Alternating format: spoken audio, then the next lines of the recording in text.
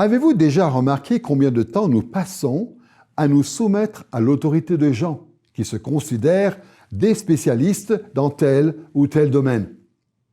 Je sais que ça peut paraître étrange de dire une chose pareille dans le monde moderne, mais c'est vrai. Quand notre voiture tombe en panne, on cherche quelqu'un qui s'y connaît en voiture. Quand on tombe malade, on cherche une autorité en médecine. On ne sera peut-être pas toujours d'accord avec ce que disent ces experts, mais on ne cherchera pas à gérer ces problèmes et d'autres questions compliquées tout seul. Dans presque chaque domaine de la vie, la sagesse exige que l'on fasse appel aux bonnes autorités et que l'on écoute attentivement ce qu'elles ont à dire. Eh bien, ce qui est vrai dans le monde devrait aussi être vrai en théologie chrétienne. Bien trop souvent, des chrétiens bien intentionnés pensent que l'apprentissage et l'application de la théologie est une question tellement personnelle que le recours aux autorités n'est pas nécessaire. Après tout, nous avons la Bible et une relation personnelle avec Dieu. Cela n'est-il pas suffisant? Mais comme nous allons le voir dans cette leçon, Dieu a décrété l'existence d'un certain nombre d'autorités pour nous aider à construire notre théologie. Cette quatrième leçon dans notre série « Construire sa théologie » s'intitule « L'autorité en théologie ». Dans cette leçon, nous allons explorer certaines questions centrales liées à la découverte et au respect de l'autorité quand nous construisons notre théologie. Nous allons concentrer notre attention sur la façon dont les chrétiens ont géré la question de l'autorité en théologie à 3 périodes différentes de l'histoire de l'Église. Nous allons d'abord résumer les perspectives sur l'autorité théologique à l'époque du catholicisme romain médiéval. Nous allons ensuite examiner la façon dont l'autorité théologique a été abordée pendant les premières années du protestantisme. Nous allons enfin explorer la façon dont nous devons répondre à ces questions dans le cadre du protestantisme contemporain. Commençons par analyser la façon dont le catholicisme romain médiéval a conçu l'autorité en théologie chrétienne. Dans une leçon précédente, nous avons indiqué que cette série est axée sur la théologie protestante évangélique. Pour bien comprendre comment les branches protestantes de l'Église considèrent l'autorité en théologie, il est important de voir comment ces traditions découlent de la réforme protestante. Bien entendu, la réforme protestante a eu lieu pour plusieurs raisons, mais l'une des raisons principales était un conflit à propos de l'autorité religieuse à l'époque du catholicisme romain médiéval. Ces perspectives et ces pratiques constituent un arrière-plan crucial qui nous permet de comprendre les différentes conceptions protestantes en matière d'autorité théologique. En explorant le catholicisme romain médiéval, nous allons aborder 2 questions. D'abord, l'autorité de l'Écriture dans l'Église médiévale. Ensuite, l'autorité de la théologie ecclésiastique dans l'Église médiévale. Voyons tout d'abord l'autorité de l'Écriture dans l'Église catholique romaine à l'époque médiévale. Même avant la Réforme, différentes personnes et différents ordres avaient des avis différents sur l'Écriture. Mais il est juste de dire que la grande majorité des théologiens médiévaux croyaient en l'autorité de l'Écriture, au moins en théorie. Cependant, en pratique, la position adoptée par l'Église médiévale ne lui permettait pas du tout d'agir sur la base de cet attachement à l'autorité de l'Écriture. En enquêtant sur les problèmes de l'Église médiévale dans le domaine de l'autorité de l'Écriture, nous allons aborder 3 questions. Nous allons d'abord considérer le point de vue extrême de l'inspiration biblique pendant la période médiévale. Nous allons ensuite analyser les points de vue excessifs sur le sens de l'Écriture. Et nous allons enfin examiner les affirmations exagérées sur l'obscurité de la Bible. Réfléchissons d'abord à la perspective médiévale sur l'inspiration de l'Écriture. Dans l'ensemble, les théologiens médiévaux catholiques affirmaient que d'une part, la Bible était pleinement inspirée par Dieu et que d'autre part, elle avait été transmise par l'intermédiaire d'agents humains. Malheureusement, pendant cette période de l'histoire de l'Église, beaucoup de théologiens ont adopté des points de vue extrêmes dans leur façon de concevoir l'inspiration. Certains ont insisté sur les origines divines de l'Écriture au détriment de ses origines humaines et historiques. Plusieurs raisons expliquent cette insistance sur les origines divines de la Bible. D'abord, les théologiens médiévaux étaient énormément influencés par les philosophes grecs comme les néo-platoniciens et les aristotéliciens qui guidaient les catégories et les priorités de la théologie chrétienne à bien des égards. Ces philosophes accordaient beaucoup plus de valeur aux réalités éternelles qu'aux réalités temporelles et historiques. Ainsi, les théologiens chrétiens ont appris à penser que les origines historiques et humaines de l'Écriture étaient bien moins essentielles que ses origines célestes. En outre, les spécialistes bibliques de l'époque médiévale étaient tellement mal informés sur l'histoire ancienne des temps bibliques qu'ils ne pouvaient pas vraiment faire un bon usage du contexte historique de la Bible dans leur théologie. Ils insistaient plutôt sur ce qu'ils savaient, à savoir que la Bible contenait des vérités intemporelles que le Dieu éternel avait révélées, et ils minimisaient l'importance des autres considérations. La conception médiévale de l'inspiration biblique n'est pas la seule question qui a découragé les théologiens d'avoir recours à l'autorité pleine et entière de l'Écriture. L'insistance de l'Église médiévale sur les origines divines de la Bible a aussi donné lieu à des croyances fâcheuses sur le sens de l'Écriture. À l'époque, on parlait généralement du principe qu'en raison des origines célestes de l'Écriture, le sens de la Bible n'était pas le même que celui des autres livres. On croyait plutôt que la Bible regorgeait de sens différents parce que Dieu l'avait inspirée. Beaucoup de théologiens médiévaux ont ainsi suivi Augustin, qui croyait que, si la Bible était inspirée, c'est parce que les textes de l'Écriture avaient de nombreux sens. Écoutons ce qu'Augustin a écrit à ce sujet dans le 3e livre et le chapitre 27 de sa doctrine chrétienne. Quand un même passage de l'Écriture admet, non pas un seul, mais 2 ou plusieurs sens, sans qu'on puisse déterminer quel est véritablement celui de l'auteur, il n'y a nul danger à craindre. Cette providence divine pouvait-elle se montrer plus admirable et plus féconde dans les saints livres qu'en renfermant ainsi sous les mêmes expressions plusieurs sens différents? À bien des égards, la grande importance qu'Augustin accorde à l'Écriture est admirable. La Bible, qui n'est pas un livre comme les autres, a des qualités extraordinaires qui révèlent son inspiration divine. On peut aussi convenir que plusieurs aspects de la Bible ne peuvent s'expliquer que par la supervision divine et surnaturelle de sa rédaction. Mais le point de vue d'Augustin va bien au-delà de tout ça. Il croyait en effet qu'en raison de son inspiration divine, la Bible regorgeait de sens différents. Ainsi, au lieu de chercher à savoir ce que les auteurs humains de la Bible ont voulu dire, Augustin croyait qu'il fallait concentrer son attention sur les nombreux sens différents voulus par Dieu. Dans le cadre de notre étude, nous dirons que le point de vue d'Augustin et ses perspectives apparentées relèvent d'une polyvalence classique, doctrine selon laquelle les textes bibliques ont plusieurs niveaux de sens ou plusieurs valeurs différentes parce que ces textes viennent de Dieu. La façon la plus courante de décrire cette polyvalence classique, c'est l'approche interprétative popularisée par John Cassian et connue sous le nom de quadrige. Cette approche considère que chaque texte biblique a 4 sens distincts. Premièrement, il y a le sens littéral, premier ou ordinaire du texte. Deuxièmement, il y a le sens allégorique, selon lequel le texte est une métaphore décrivant une vérité doctrinale. Troisièmement, il y a le sens tropologique ou moral, qui procure des directives éthiques pour nous aider à mener une vie chrétienne digne de ce nom. Et quatrièmement, il y a le sens anagogique, qui attire notre attention sur le futur accomplissement des promesses divines dans l'eschaton ou les derniers jours. Les détails du quadrige et des autres expressions de la polyvalence classique ne sont pas très importants pour les besoins de notre leçon. Plusieurs auteurs ont expliqué ces choses ailleurs.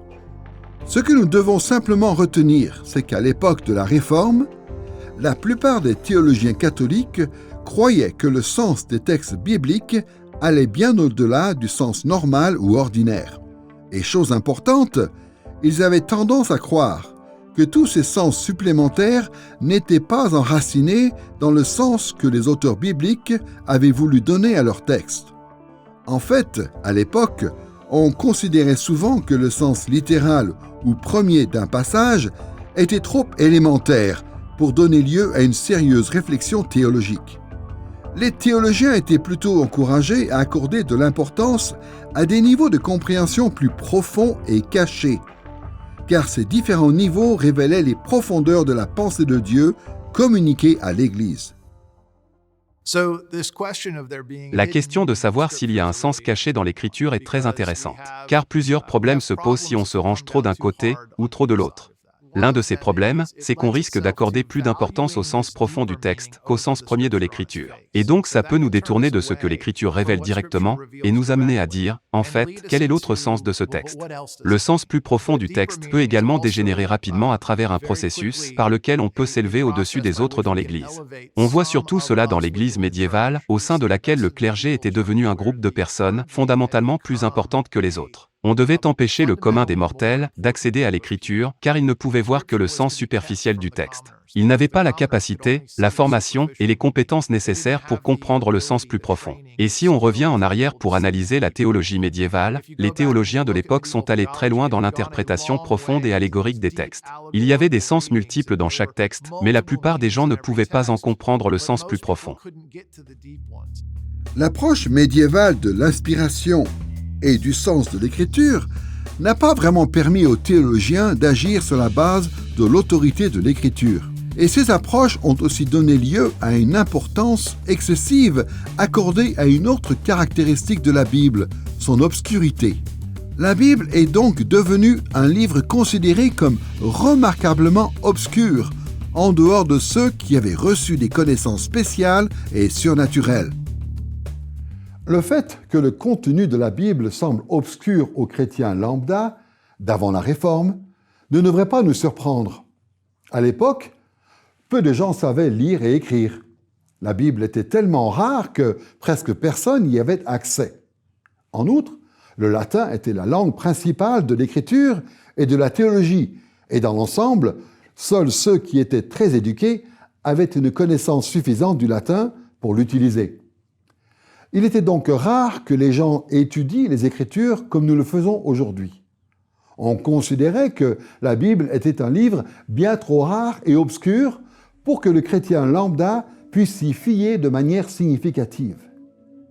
Non seulement les Écritures étaient bien trop obscures pour le chrétien lambda, mais on estimait aussi qu'elles étaient obscures même pour ceux qui avaient la capacité et l'occasion de lire la Bible. Selon les théologiens médiévaux, Dieu avait intégré de multiples niveaux de compréhension dans les Écritures, niveaux qui n'étaient pas visibles à l'œil nu. Imaginez que quelqu'un vous montre une boîte et vous demande de décrire le trésor qui se trouve à l'intérieur. Bien sûr, il serait impossible de savoir ce qu'il y a dans cette boîte parce que le trésor serait caché. La même chose était vraie en ce qui concerne la Bible dans l'Église médiévale. À l'époque de la Réforme, dans la mesure où l'on croyait que la Bible était un livre obscur, il était impossible que ce livre ait une autorité véritablement pratique sur le développement de la théologie. En théorie, la Bible restait un trésor inspiré de Dieu pour la théologie chrétienne. Mais dans tous les aspects pratiques, la Bible était un livre fermé. En fait, la Bible était tellement obscure qu'elle était incapable de guider les théologiens dans leurs tâches. En fait, dans l'Église médiévale, la plupart des croyants pensaient que tout ce que Dieu avait voulu dire dans l'Écriture pouvait être découvert grâce à une quadruple approche. L'approche morale, qui découle du sens littéral, l'approche anagogique et allégorique. Les réformateurs du XVIe siècle, les protestants, comme la plupart d'entre nous les appellent, se sont opposés à cette approche, en théorie, mais surtout parce que ce qui en a découlé, c'est une tradition doctrinale qui était selon eux, une corruption de l'écriture dans certains cas, corruption qui obscurcissait l'intention originale ou l'intention de l'auteur de l'écriture et favorisait l'autorité de l'Église. En gardant à l'esprit la façon dont l'Église catholique romaine envisageait l'autorité de l'écriture au Moyen Âge, nous pouvons maintenant nous intéresser à notre deuxième sujet, l'autorité de la théologie ecclésiastique dans l'Église médiévale. Les problèmes soulevés par la doctrine médiévale de l'inspiration, du sens et de l'obscurité de l'écriture ont amené l'Église à se poser une question très importante. Comment les Écritures peuvent-elles avoir une quelconque autorité sur les croyants alors que ces derniers sont eux-mêmes incapables de lire et de comprendre les Écritures? L'Église médiévale a cherché à répondre à cette question en élevant les autorités ecclésiastiques au rang d'interprètes de l'Écriture elle-même. C'est ainsi qu'on a commencé à considérer que l'autorité de l'Église était égale à celle de la Bible. Pour bien comprendre le rôle spécial qu'a joué l'autorité de l'Église, nous allons regarder dans deux directions. D'abord, comment les théologiens médiévaux ont-ils compris les autorités ecclésiastiques du passé? Et ensuite, comment ont-ils compris les autorités ecclésiastiques de l'Église médiévale contemporaine? Intéressons-nous d'abord à l'autorité de l'Église du passé. À l'époque de la Réforme, l'Église catholique avait développé une approche plutôt élaborée de l'autorité ecclésiastique du passé. Bien sûr, on considérait que les Écritures faisaient partie de l'héritage de l'Église.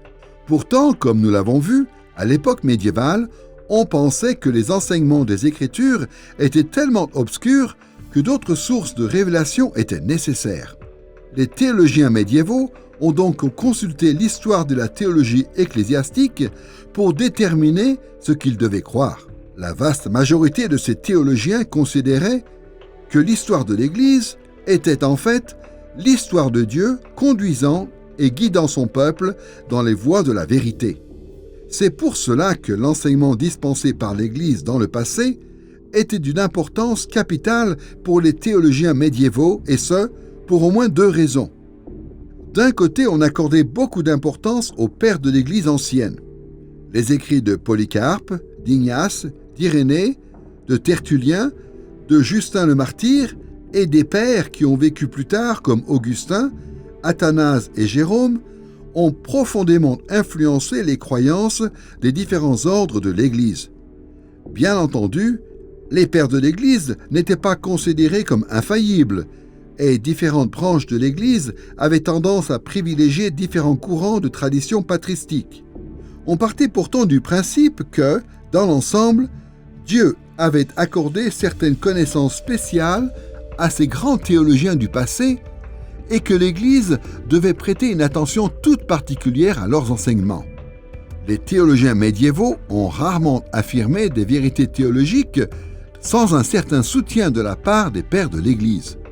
D'un autre côté, l'Église médiévale dépendait encore plus largement des conciles œcuméniques de l'Église, comme le concile de Nicée, le concile de Constantinople et le concile de Chalcédoine, dont les conclusions étaient prises très au sérieux.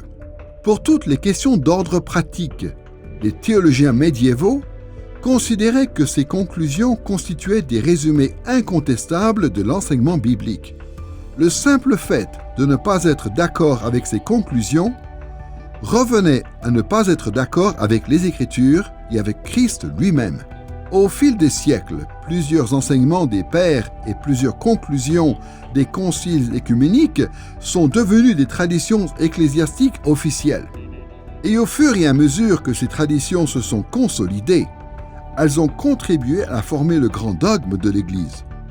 Ce dogme ecclésiastique n'était pas considéré comme une théologie humaine et faillible, mais comme une théologie faisant autorité au même titre que les Écritures. En fait, pour des raisons pratiques, le dogme de l'Église a remplacé l'Écriture. Avant la Réforme, on ne s'attendait pas à ce que les croyants demandent « Qu'est-ce que la Bible dit ?» mais « Qu'est-ce que l'Église a dit ?» De la même manière que les autorités ecclésiastiques du passé ont joué un rôle important pour comprendre l'autorité de l'Église médiévale, la doctrine de l'écriture de l'époque a nécessité que l'on tienne en haute estime les autorités théologiques contemporaines. Pour que les choses soient bien claires, l'Église a continué à défendre l'autorité de la Bible en théorie. Mais la Bible en elle-même était trop obscure pour éclairer l'Église sur des questions contemporaines qui n'avaient pas été réglées dans le passé. Comment l'Église était-elle donc censée trouver les lumières dont elle avait besoin pour répondre aux questions controversées de son temps? Pour dire les choses simplement, les théologiens médiévaux croyaient que Dieu avait établi un système d'autorité vivante au sein de la hiérarchie de l'Église, hiérarchie qui apportait au corps de Christ un enseignement incontestable. Les personnes ayant autorité de répondre aux questions controversées de l'époque étaient les prêtres, les évêques et le pape qui était, dans l'esprit de beaucoup de gens, la tête infaillible de l'Église. Quand une décision théologique devait être déterminée, les croyants n'étaient pas encouragés à demander « que dit la Bible ?», mais « que dit la hiérarchie de l'Église ?» À l'époque médiévale, on se préoccupait beaucoup du sens de l'écriture, mais on réfléchissait à partir d'une herméneutique précritique. Autrement dit, on abordait la Bible en ayant la conviction que la tradition de l'Église était précisément l'enseignement de la Bible.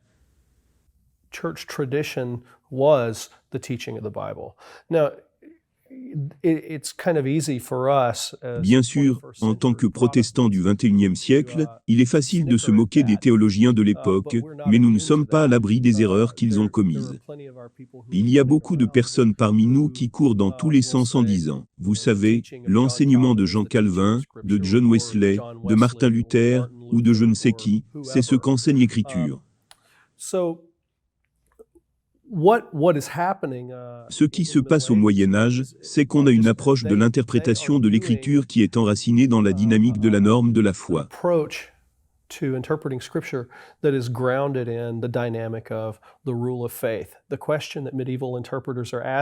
La question que les érudits médiévaux se posent, c'est donc comment la foi transmise par les apôtres émerge-t-elle pour nous dans les détails de ce passage ?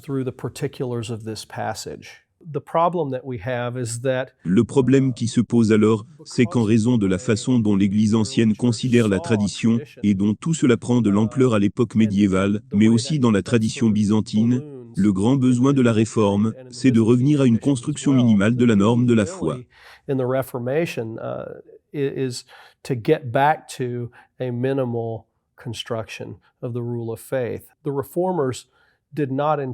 Le but des réformateurs n'était pas de se débarrasser de la norme de la foi en lisant l'Écriture.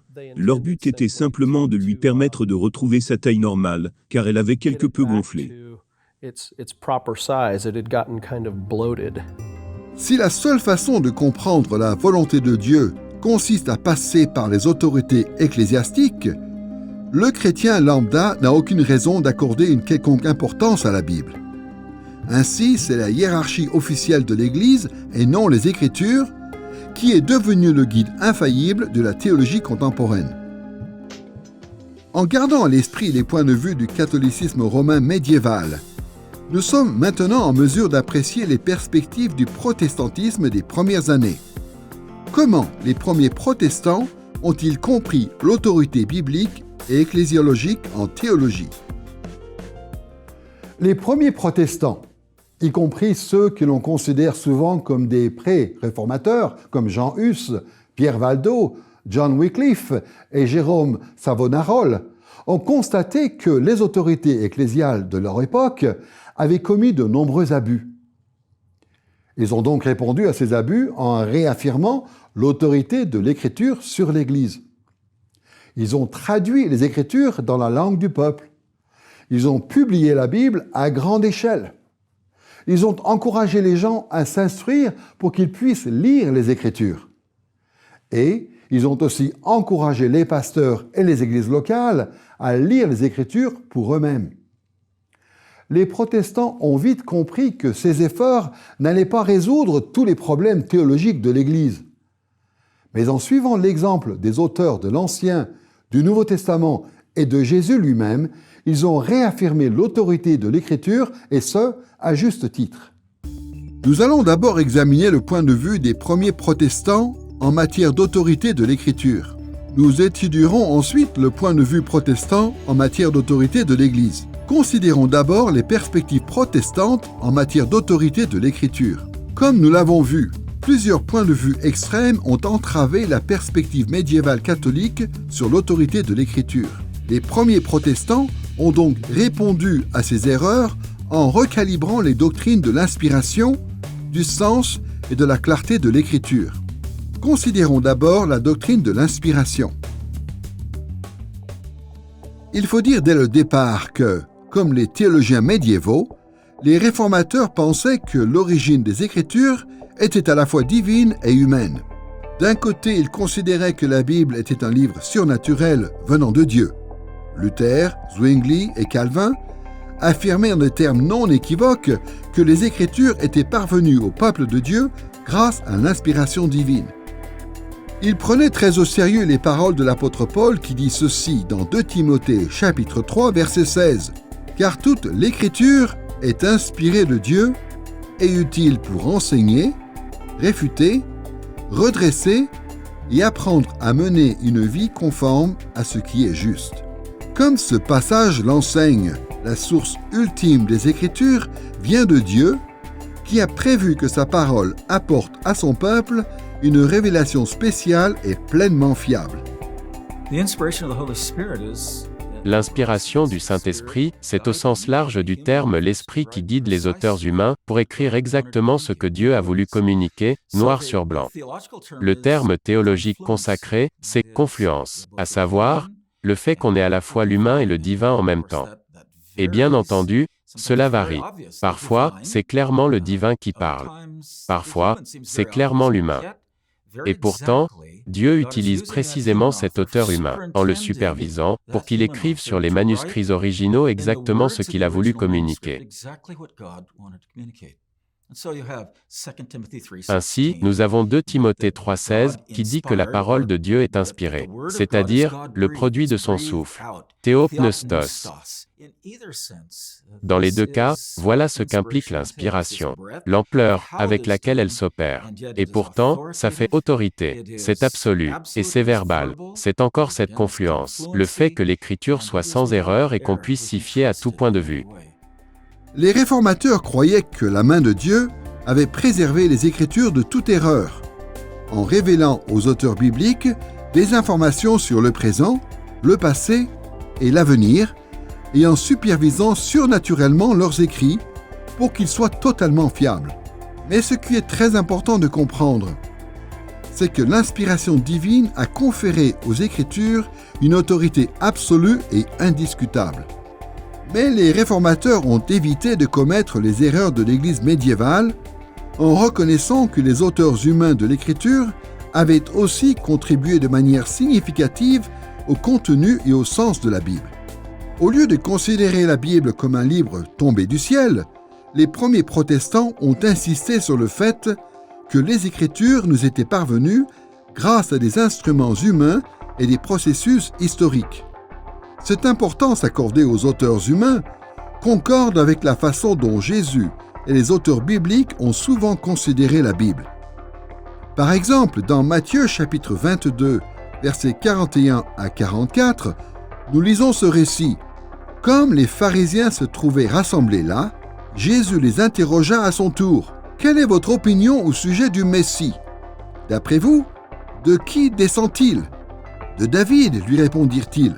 Alors, comment se fait-il que David, parlant sous l'inspiration de l'Esprit de Dieu, l'appelle Seigneur ?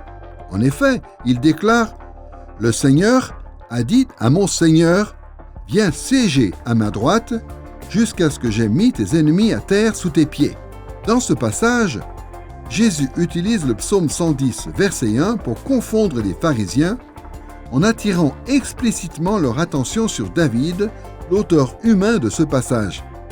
Jésus et les pharisiens étaient d'accord sur le fait que le Messie devait descendre de David. Mais normalement, dans le contexte de la Palestine du 1er siècle, David n'aurait pas appelé son descendant Seigneur. Jésus demande donc aux pharisiens d'expliquer pourquoi David attribue ce titre à son fils. Remarquons que l'argument de Jésus repose sur le fait que le sens de l'écriture dépend en partie de certains détails de la vie de ces auteurs humains. Les exemples de ce type abondent.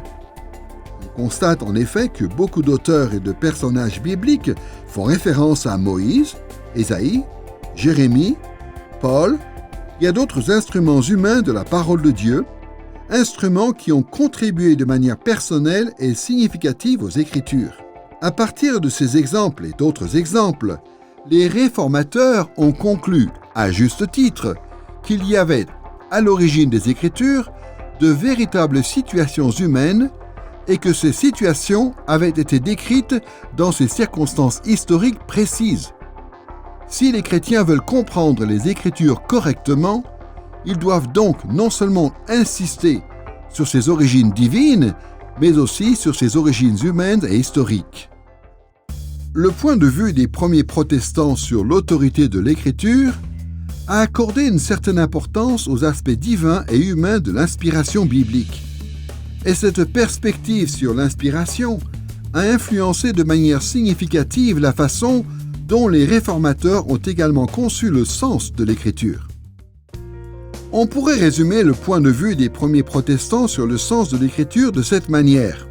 Au lieu de suivre le modèle du catholicisme romain médiéval, en cherchant des sens divins cachés dans la Bible, les réformateurs ont cherché à fonder toutes leurs interprétations dans le sens littéral des textes bibliques. Pour dire les choses simplement, ils se sont concentrés sur le sens que les auteurs humains ont voulu communiquer à leurs premiers lecteurs. Il faut bien avoir conscience que les premiers protestants n'ont pas complètement rompu avec le point de vue médiéval sur le sens de l'Écriture. Certains vestiges de la polyvalence classique, le fait de croire que les Écritures ont plusieurs niveaux de sens, apparaissent quelquefois dans les écrits de la Réforme. Par exemple, le commentaire de Luther sur les psaumes révèle qu'il continue à dépendre de cette méthode d'interprétation. Mais il est cependant juste de dire que les réformateurs accordaient beaucoup plus d'importance au sens que les auteurs humains ont voulu donner au texte que la plupart de leurs homologues catholiques. Dans l'ensemble, ils basaient les nombreuses implications des passages bibliques sur le sens original du texte. Pour bien comprendre l'importance que les premiers réformateurs ont accordée au sens littéral ou premier des textes bibliques, il est utile de rappeler certains faits historiques. Cette approche herméneutique ou interprétative de l'écriture avait déjà pris racine en Europe occidentale avec la Renaissance du XVe siècle. Le mot « Renaissance » vient d'un intérêt renouvelé pour la littérature et la culture issues de Rome et surtout de Grèce en Europe occidentale. Avant la Renaissance, les intellectuels connaissaient généralement les traductions d'anciens écrits grecs et les interprétations de ces écrits se faisaient, pour la plupart, sous la supervision de l'Église. À différents moments, l'Église avait interprété Platon, Aristote et d'autres auteurs grecs en défendant délibérément la doctrine chrétienne. Mais pendant la Renaissance, plusieurs intellectuels ont fait appel à des mécènes qui ont contribué à leur désir de comprendre les textes de la période classique en se libérant de la supervision ecclésiastique. Ils ont alors commencé à interpréter ces écrits comme les premiers auteurs voulaient qu'on les comprenne. Par conséquent, des interprétations d'œuvres classiques de grande valeur ont commencé à se concentrer sur le sens historique, sens qui contrastait parfois fortement avec les enseignements de l'Église. Toujours pendant la Renaissance, de nouvelles éditions de la Bible en hébreu et en grec ont été publiées. Ces publications ont aussi entraîné un certain changement dans l'interprétation de l'Écriture. Comme nous l'avons vu, avant cette période, les passages bibliques étaient en grande partie interprétés sous la direction de l'Église pour défendre ses dogmes. Mais suite au principe de la Renaissance, plusieurs spécialistes bibliques, et notamment protestants, ont commencé à lire l'Écriture en se libérant du contrôle de l'Église et en cherchant à fonder leurs interprétations de l'Écriture sur le sens original et historique des textes. Cette orientation protestante, cherchant à faire du sens original ou du sens littéral, la base de toute interprétation, a entraîné un certain changement dans la compréhension du sens de l'écriture. Les protestants pouvaient désormais parler d'un sens unifié et cohérent pour chaque passage biblique. Comme la confession de foi de Westminster, chapitre 1, verset 9 le dit.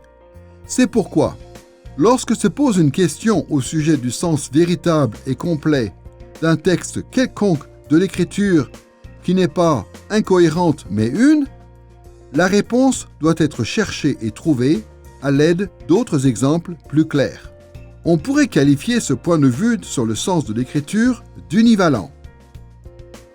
Bien sûr, les premiers protestants avaient compris que le sens des passages bibliques allait souvent bien au-delà de ce que pouvait indiquer une simple évaluation du sens littéral. Ces passages pouvaient avoir plusieurs implications et plusieurs liens avec des vérités chrétiennes allant bien au-delà de ce que les auteurs humains originaux pouvaient comprendre. Mais toutes ces dimensions font toujours partie d'un seul sens véritable et complet, car elles s'harmonisent avec le sens littéral ou premier des Écritures. Quand on interprète un texte biblique, ce qu'on cherche vraiment à savoir, c'est ce qui se passe littéralement dans ce texte. En d'autres termes, qu'est-ce que l'auteur biblique, que l'on parle d'Osée ou de l'apôtre Paul, qu'est-ce que cet auteur précis veut dire en général? Il est assez difficile de rentrer complètement dans l'esprit d'un auteur et de dire « Bien, en fait, voilà exactement ce que cette personne a voulu dire ». Et la chose importante qu'il faut bien garder à l'esprit, je pense, c'est que toute l'Écriture a deux auteurs. La Bible a été écrite par Dieu et par les hommes. Ainsi, dans ce cas, les auteurs bibliques écrivent peut-être quelque chose, là où le Saint-Esprit a voulu communiquer 2, 3 ou 4 niveaux de sens, dont même l'auteur original n'est pas conscient. Mais c'est quelque chose que Dieu utilise néanmoins. Je pense que ce qui est vraiment important, c'est de revenir au sens littéral du texte. C'est l'encre grâce à laquelle on peut extraire tous les autres niveaux de sens qui en résultent. Outre le fait qu'ils insistaient sur le côté humain de l'inspiration et l'importance du sens unifié de l'écriture, les premiers protestants cherchaient aussi à affirmer l'autorité de l'écriture en défendant sa clarté. Au lieu de considérer les Écritures comme un livre obscur ayant besoin de l'autorité de l'interprétation ecclésiastique, les réformateurs ont affirmé que la Bible était un livre compréhensible. Un certain nombre de facteurs a contribué de manière significative à la doctrine protestante de la clarté biblique.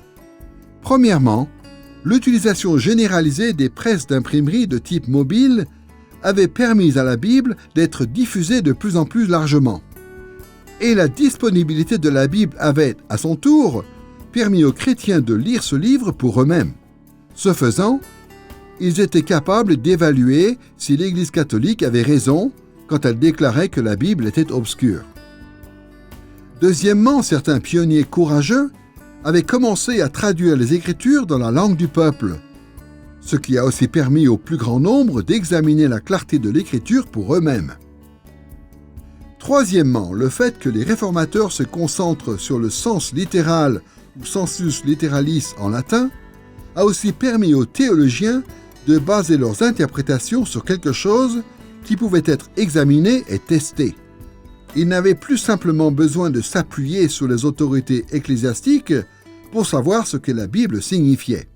Le fait que l'Écriture puisse être examinée de cette manière a permis au plus grand nombre de comprendre que, contrairement à ce qu'affirmait la position catholique, la Bible était en fait très claire. Tous ces développements ont ouvert la voie aux protestants qui ont défendu la clarté de la Bible et rétabli ce livre en tant qu'autorité pratique de la foi chrétienne. Dans ce nouveau contexte, il est devenu évident que plusieurs passages cruciaux que l'Église catholique considérait comme obscurs étaient en fait relativement faciles à comprendre. Plus les théologiens protestants étudiaient la Bible, plus ils ont découvert que de plus en plus d'enseignements bibliques semblaient remarquablement clairs. À un moment, Martin Luther enseignait l'épître aux Romains à l'université, et, pendant ses cours, il est tombé sur un verset qui a non seulement changé sa vie personnelle, mais aussi le visage du christianisme tel qu'on le connaît aujourd'hui. Le verset qui a eu un tel impact sur Luther, c'est Romains 1, 17. Un verset qui dit simplement « Le juste vivra par la foi ». À l'époque, l'Église enseignait que les croyants devaient accomplir des rites pendant toute leur vie, qu'ils pouvaient bénéficier de la grâce de Dieu au fil du temps et être éventuellement déclarés justes devant lui à un certain moment dans l'avenir.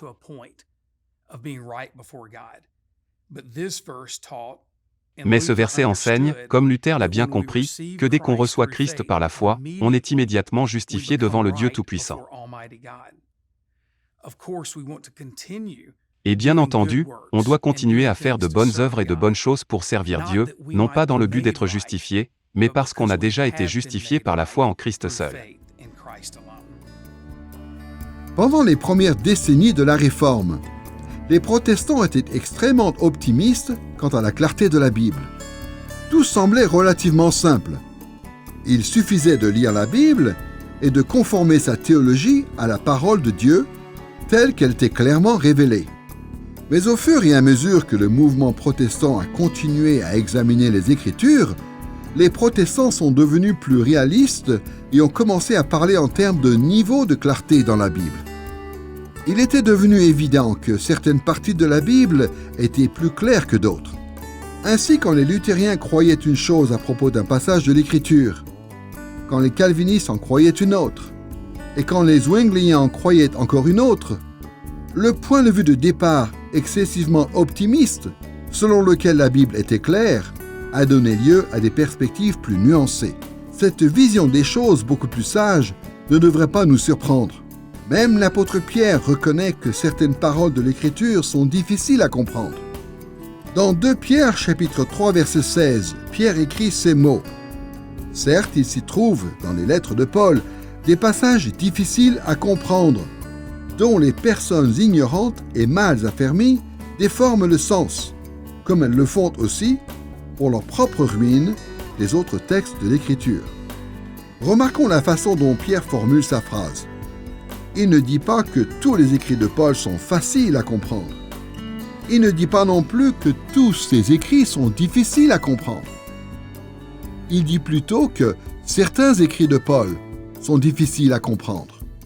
Ainsi, contrairement à ce qu'enseignait l'Église médiévale, les réformateurs protestants exaltaient la Bible au-delà de l'autorité de l'Église. Les protestants avaient compris qu'ils n'étaient pas coupés de la révélation de Dieu dans l'Écriture.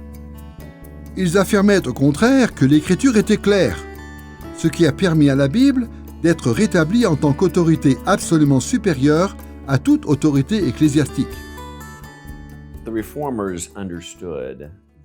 Les réformateurs avaient compris que les hommes étaient pécheurs et qu'ils avaient intrinsèquement tendance à prendre les choses de Dieu, à les déformer, à les déprécier et à les utiliser à mauvais escient.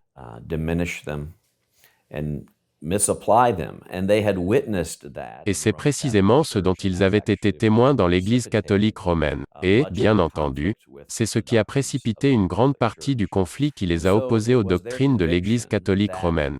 Et ils étaient convaincus que l'autorité de la parole de Dieu devait être l'autorité ultime. Et même si, à l'époque, l'Église catholique aurait probablement dit, ce qu'elle prétend encore aujourd'hui, que la Bible est, pour elle, l'autorité suprême, elle croyait bel et bien que c'est l'Église qui avait reçu le pouvoir d'interpréter cette autorité, ce qui signifie logiquement que c'est l'Église qui détenait l'autorité ultime.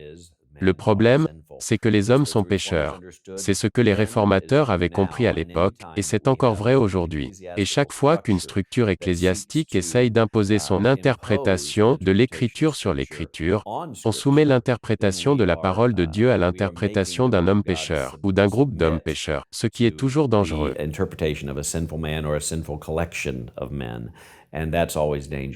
Ainsi, pour les réformateurs et pour nous aujourd'hui, il est vital que tout ce que nous abordons soit en accord avec la parole de Dieu et soit soumis à cette même parole.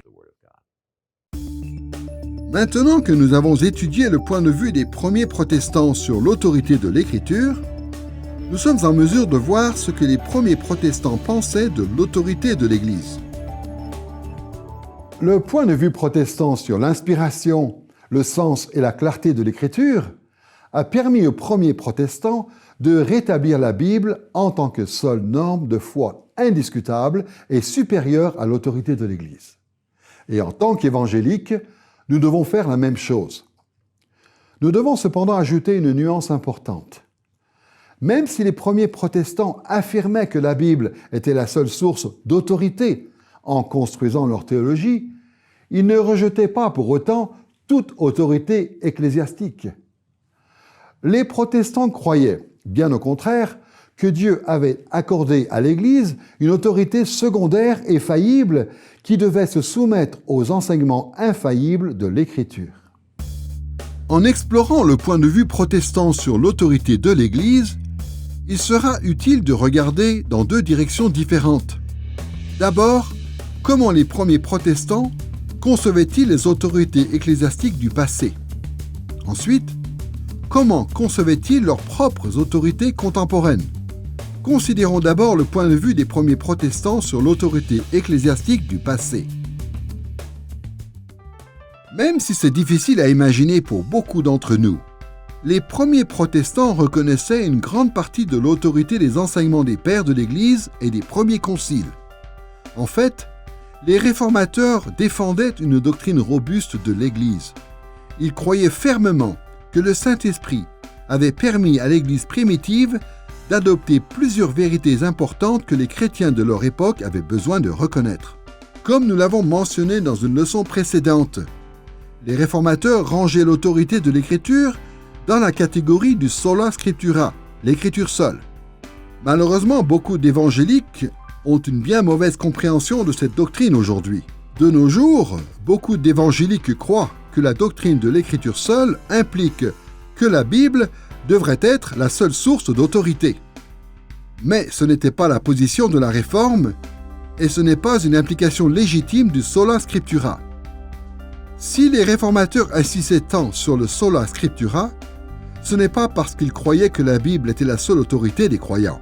Ce qu'ils croyaient plutôt, c'est que la Bible était la seule source d'autorité incontestable. Aussi étrange que cela puisse paraître, si les protestants défendaient avec autant de fermeté la doctrine de l'Écriture seule, ce n'est pas parce qu'ils rejetaient complètement toutes les autres autorités, mais précisément parce qu'ils avaient beaucoup d'estime pour d'autres autorités théologiques. L'une des choses que l'on voit chez les réformateurs, surtout chez Calvin, c'est que, vous savez, ils ne font pas de différence fondamentale entre le sola scriptura, la foi en l'autorité de l'Écriture, en tant que fondement de l'Église, et leur révérence pour les pères de l'Église.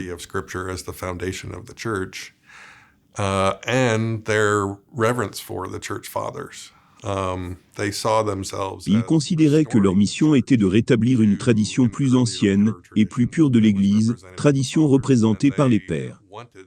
Et comme ils voulaient défendre leur compréhension de la Bible à partir de la tradition de l'Église, ils ne considéraient pas vraiment que ces principes étaient fondamentalement concurrents.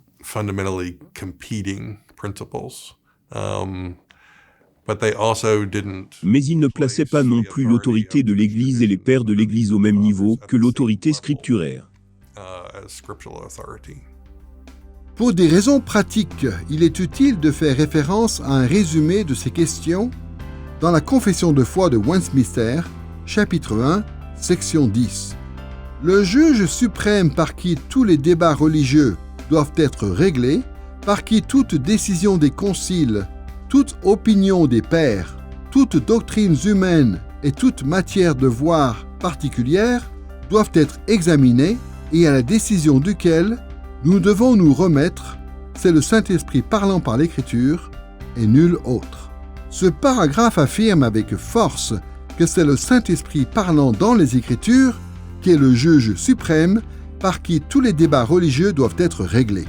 Autrement dit, tous les jugements de l'Église doivent être prononcés à la lumière de la norme de l'Écriture. Mais remarquons quels mots sont utilisés dans cette phrase. Le Saint-Esprit parlant dans la Bible est le juge suprême. Si quelqu'un est le juge suprême, cela signifie qu'il y a d'autres juges qui ne sont pas suprêmes. En fait, la confession de foi de Westminster mentionne un certain nombre d'autorités dans ce passage.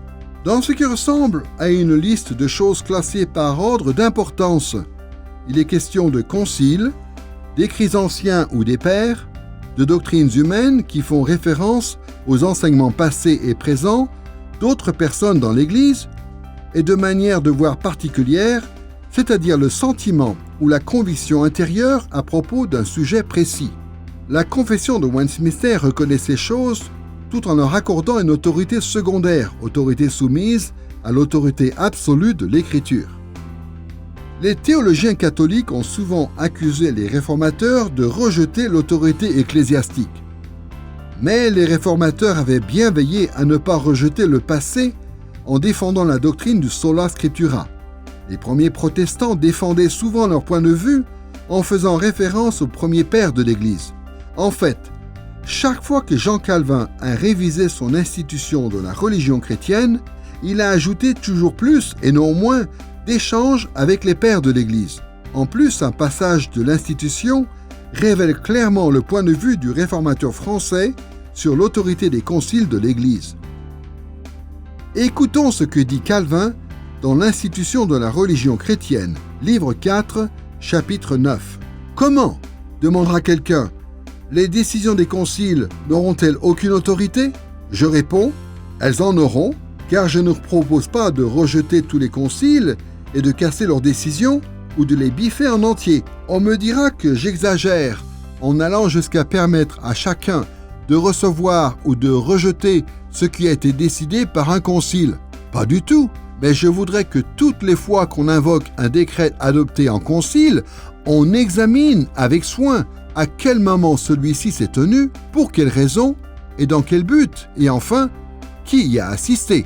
Enfin, je voudrais qu'on considère, à la lumière de l'Écriture, le point dont il a été question et que tout se fasse de telle manière que la décision du concile ait son poids et qu'elle soit comme une mise en garde, une interpellation.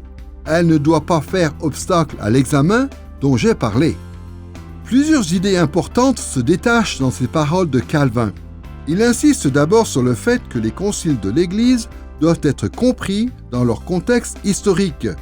Ce ne sont pas des révélations intemporelles et directes de Dieu lui-même. Les méthodes interprétatives de la Renaissance, qui se concentrent sur le sens littéral et historique d'un texte, doivent s'appliquer au concile de l'Église. Les croyants doivent examiner avec soin à quel moment celui-ci, un concile, s'est tenu, pour quelle raison et dans quel but, et enfin, qui y a assisté. La doctrine du sola scriptura a ensuite amené Calvin à insister sur le fait que les enseignements de l'Église doivent être évalués à la lumière de l'Écriture. Comme Calvin l'écrit, c'est la norme ou lumière de l'Écriture qui doit être appliquée. Mais ce qui est d'une importance capitale pour notre leçon, c'est que Calvin affirme que les doctrines du passé doivent être acceptées comme une mise en garde, une interpellation. Autrement dit, les anciennes conclusions théologiques de l'Église doivent être acceptées comme jugements provisoires ou préliminaires tant que le poids d'une exégèse biblique solide n'a pas prouvé que ces conclusions étaient erronées. La stratégie de Calvin reflète la sagesse qui a guidé pratiquement tous les protestants de son temps, sauf les plus radicaux. La grande majorité des protestants avaient compris qu'il fallait accorder une grande importance à l'autorité des premiers pères et des credos de l'Église. Ils abordaient ces anciennes autorités ecclésiastiques en les acceptant provisoirement et en faisant preuve de modération, ils restaient attachés à la suprématie de l'Écriture. Après avoir considéré la façon dont les premiers protestants concevaient l'autorité de l'Église par rapport aux anciennes autorités ecclésiastiques, intéressons-nous à la façon dont les réformés concevaient les autorités de leur propre époque. Quel genre d'autorité reconnaissaient-ils dans leur vie et dans la vie des autres en cherchant à répondre aux questions théologiques de leur temps? Comme vous vous en souvenez, l'Église médiévale catholique a développé un système élaboré d'autorité théologique vivante aboutissant à l'infaillibilité du pape. La réforme protestante a principalement consisté à rejeter cette autorité ecclésiastique. Seule l'autorité de la Bible devait être acceptée et considérée comme indiscutable. Le pape, les conciles de l'Église et les autres autorités ecclésiastiques étaient faillibles et soumises à l'erreur. Il est important de comprendre que, pour les premiers protestants, les enseignements dûment ordonnés dans l'Église étaient très respectés. Les intellectuels ou docteurs de l'Église, comme on les appelle, méritaient d'être profondément respectés à l'époque où les protestants continuaient à développer la théologie de la Réforme. En fait, les protestants de presque toutes les dénominations ont élaboré des confessions, des catéchismes et des credos propres à leur mouvement, qui ont été reconnus en tant qu'autorité secondaire dans l'Église. Si les premiers protestants avaient un tel respect pour les théologiens contemporains dûment ordonnés dans l'Église, c'est pour une raison bien précise. Ils croyaient que la Bible encourageait les disciples de Christ à honorer les autorités que Dieu avait instituées dans l'Église. Plusieurs parties de l'Écriture abordent cette question. Par exemple, dans Tite chapitre 2, versets 1 et 15, Paul encourage Tite à mettre en pratique ces paroles. Toi, au contraire, parle selon ce qui est conforme à l'enseignement saint. Voilà ce que tu dois enseigner, dans quel sens il te faut encourager et reprendre les gens. Fais-le avec une pleine autorité, que personne ne te traite avec mépris. Au cœur de la Réforme, il y a la question de l'autorité, car toutes les autres choses auxquelles on croit découlent du choix de ce qui fait autorité pour nous.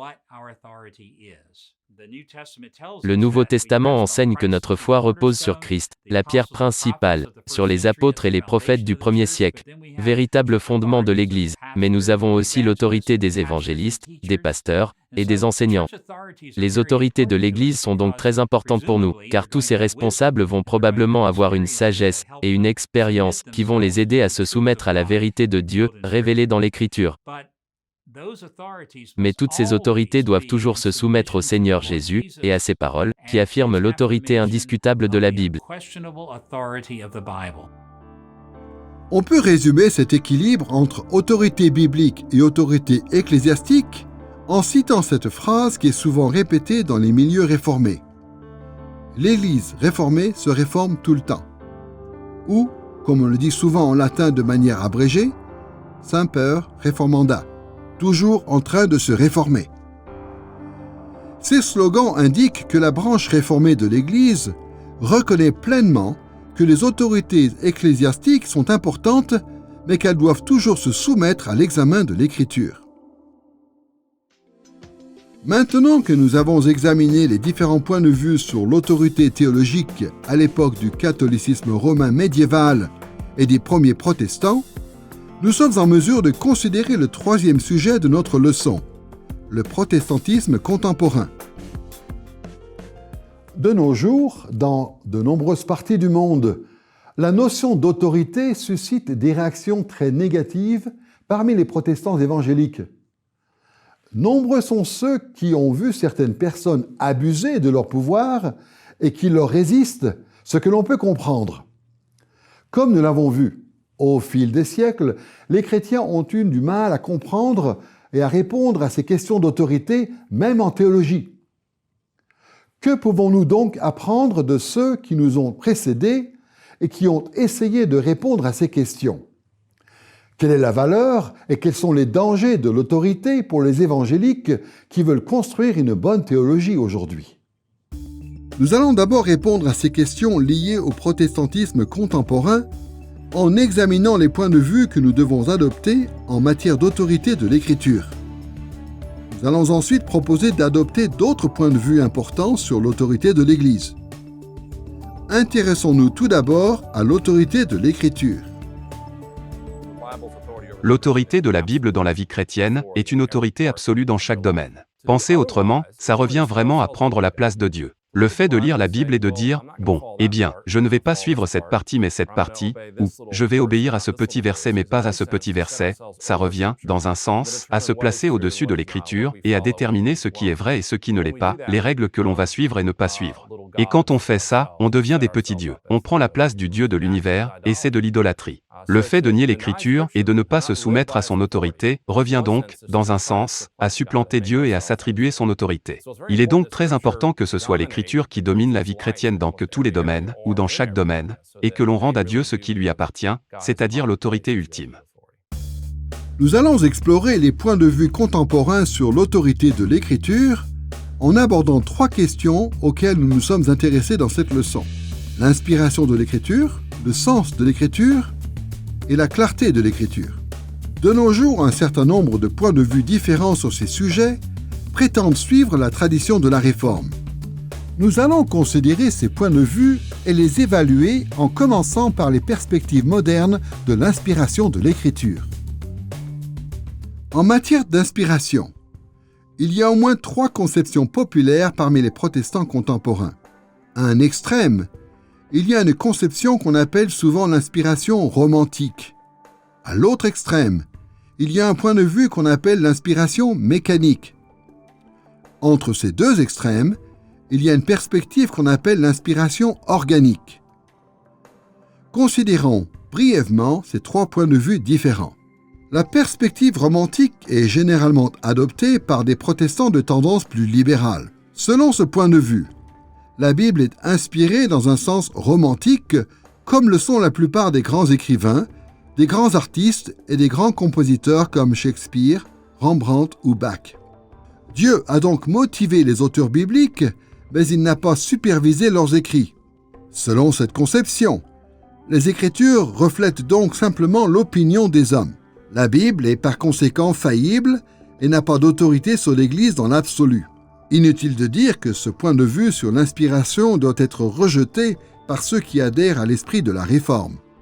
Ce point de vue consiste en effet à renoncer au sola scriptura, principe protestant fondamental, en niant à la fois la fiabilité et l'autorité ultime de la Bible. À l'autre extrême, il y a l'inspiration mécanique, ou comme on l'appelle parfois, l'inspiration dictée. Dans une certaine mesure, ce point de vue affirme que les auteurs bibliques étaient relativement passifs quand ils ont écrit la Bible.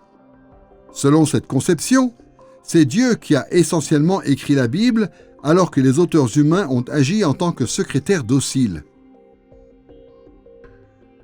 Dans l'ensemble, ce point de vue s'éloigne du sola scriptura en niant l'importance du contexte historique dans lequel ont évolué les auteurs humains et du sens original du texte.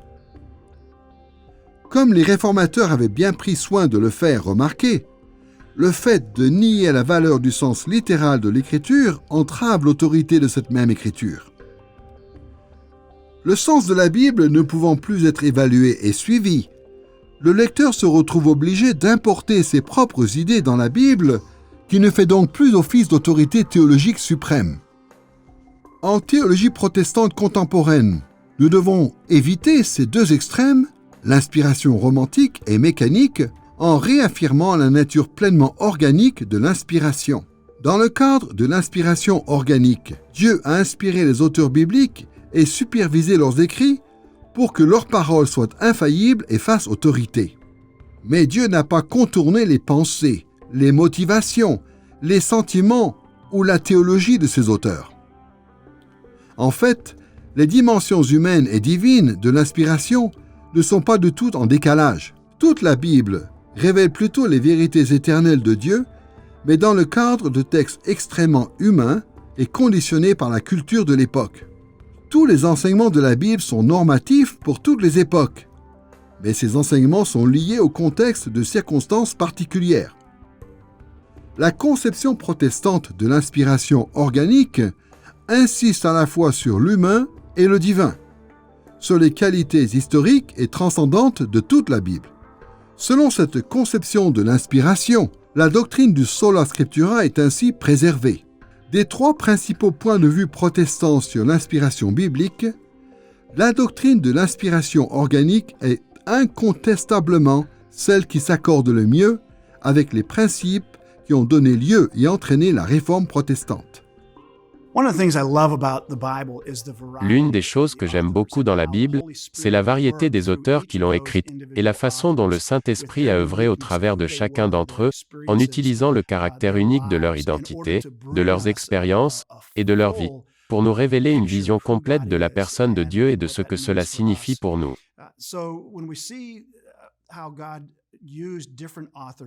Quand on voit comment Dieu a utilisé différents auteurs, il semble donc que le Saint-Esprit ait œuvré en eux pour leur révéler ce qu'il fallait dire et écrire, tout en utilisant leur personnalité et leurs expériences personnelles.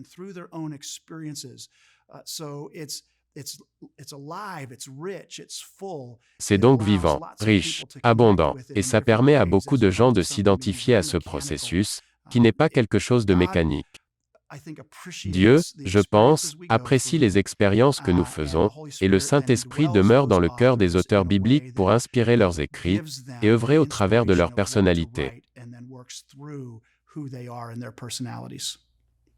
Outre l'importance d'insister sur la nature organique de l'inspiration, les théologiens protestants modernes doivent aussi évaluer l'autorité de l'Écriture en ayant une bonne compréhension du sens de l'Écriture. Là encore, nous avons tout un éventail de positions reflétant le point de vue protestant sur le sens de l'Écriture. Mais toutes ces options ne mettent pas en avant les idéaux de la Réforme.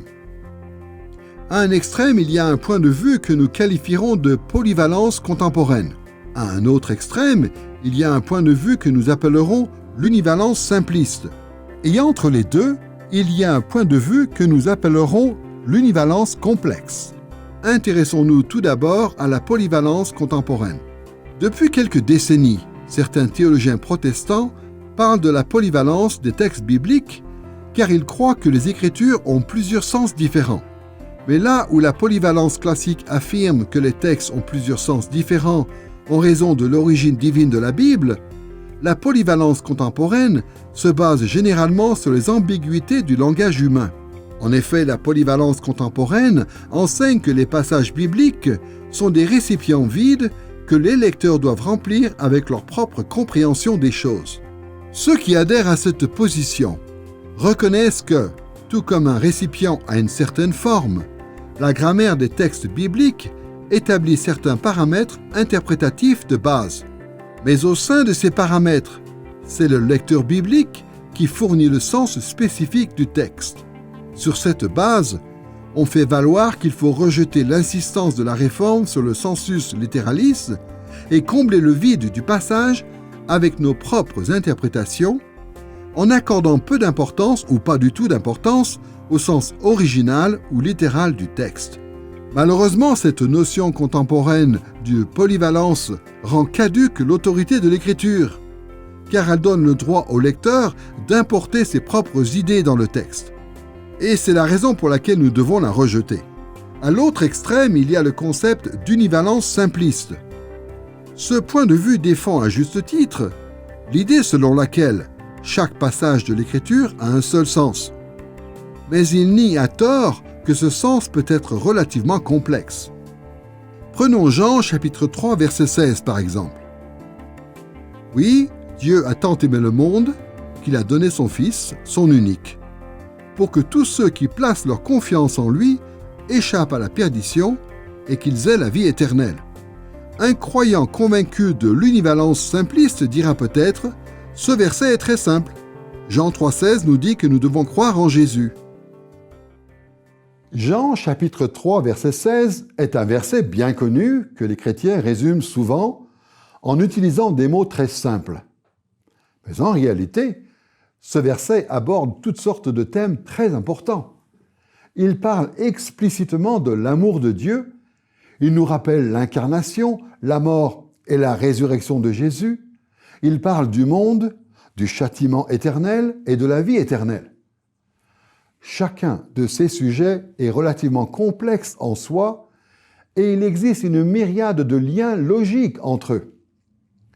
Même si nous avons donc raison de dire que Jean, chapitre 3, verset 16, a un sens bien unifié, la complexité de ce sens va bien au-delà de tous les résumés que nous pourrions faire. Et différents lecteurs peuvent insister à juste titre sur différents aspects de ce sens unifié. Si nous ne comprenons pas que le sens de l'Écriture est une chose tellement complexe qu'elle dépasse toujours nos interprétations, nous courons un grave danger. Nous risquons en effet d'associer trop étroitement notre interprétation de la Bible à la Bible elle-même. Notre interprétation de la Bible prend le dessus sur l'autorité de la Bible, ce qui fait que nous rejetons le sola scriptura, conviction selon laquelle la Bible a toujours le dessus sur nos interprétations. Entre ces deux points de vue extrêmes, il y a la notion d'univalence complexe, qui s'accorde harmonieusement avec les perspectives des premières années de la Réforme. La Confession de foi de Westminster décrit l'univalence complexe au chapitre 1, section 9, où il est dit que « C'est pourquoi, lorsque se pose une question au sujet du sens véritable et complet d'un texte quelconque de l'Écriture, qui n'est pas incohérente mais une, la réponse doit être cherchée et trouver, à l'aide d'autres textes plus clairs. Selon ce point de vue, chaque passage a un seul sens, mais ce sens est complexe, varié, et révélé par un ensemble de réciprocités multiples établies par tout l'enseignement de l'Écriture. Les gens emploient le mot « univalence » de différentes manières. Mais au meilleur sens du terme, l'univalence de l'écriture signifie qu'elle a une certaine valeur et que chaque partie de l'écriture a un sens unifié. Bien entendu, cette unité de sens est compliquée. C'est complexe. Ce n'est pas simple. Ce n'est pas comme si on pouvait résumer le sens d'un passage biblique en une expression ou en une phrase extrêmement simple, car chaque partie de la Bible est compliquée, mais chaque partie de la Bible est cohérente.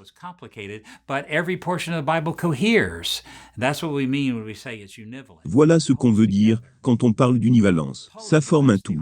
En fait, la polyvalence, le contraire de l'univalence, présuppose qu'au cœur de la Bible, au cœur de n'importe quel passage de la Bible, il y a tellement de sens multiples qu'on pourrait véritablement interpréter tel passage ou tel passage de multiples manières. Et peu importe si les différentes valeurs ou les différents sens de ce passage ont une quelconque cohérence. Mais la réalité, c'est qu'en tant qu'évangéliques, nous croyons en cette notion d'univalence, mais pas vraiment en une univalence simpliste. C'est une univalence complexe. On peut donc admettre que la Bible, et que n'importe quel passage de la Bible, a un sens unifié, et qu'elle est, dans ce sens, univalente. La notion réformée d'univalence complexe affirme que le sens révélé dans la Bible fait autorité, et que ce n'est pas à nous de le déterminer. Cette notion nous empêche aussi d'abaisser les Écritures au niveau de nos résumés simplifiés de la Bible. Chaque texte de l'Écriture fait autorité, et cette autorité dépasse tous les efforts que nous pouvons faire pour interpréter le texte. De nos jours, ce point de vue sur l'univalence complexe nous donne l'occasion d'exposer le sens de l'Écriture d'une manière qui nous permet de promouvoir la théologie de la Réforme. Nous avons examiné l'autorité de l'Écriture en considérant les différents points de vue protestants sur l'inspiration et le sens de l'Écriture. Nous sommes maintenant en mesure d'évoquer les différents points de vue protestants sur la clarté de la Bible.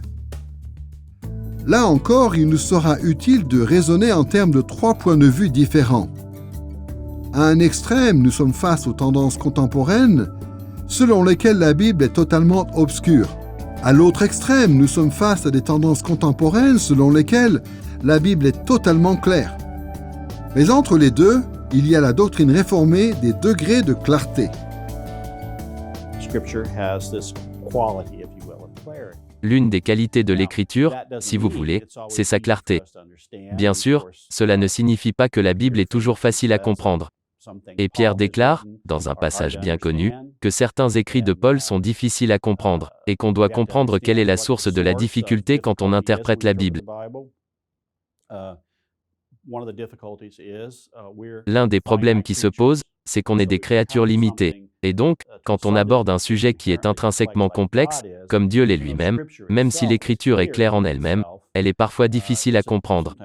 Mais la dernière chose qu'il est important de souligner, et ce dont parle la Confession de Westminster, c'est que les choses qu'on doit savoir pour être sauvés sont claires, et que même les plus simples d'esprit peuvent les comprendre. De nos jours, il n'est pas difficile de trouver des protestants qui considèrent que la Bible est un livre totalement obscur dont le sens nous est caché. Bien souvent, dans l'esprit de déconstruction de l'herméneutique postmoderne, ces protestants considèrent l'Écriture comme n'importe quelle autre œuvre littéraire. Comme toutes ces œuvres, ils estiment que les Écritures sont obscures parce qu'ils pensent que la Bible se contredit et s'autodétruit. Selon ce point de vue, l'histoire de l'interprétation biblique a révélé tellement de difficultés exégétiques qu'il est pratiquement impossible de déterminer le sens dans lequel nous devons comprendre la Bible aujourd'hui. À l'autre extrême, certains protestants contemporains croient en la clarté totale de la Bible. Ils considèrent que la quasi-totalité des Écritures est tellement claire qu'on peut comprendre la Bible rapidement et facilement. Le plus souvent, les défenseurs de ce point de vue rejettent systématiquement toutes les interprétations qui ne viennent pas de leur petite communauté chrétienne étriquée.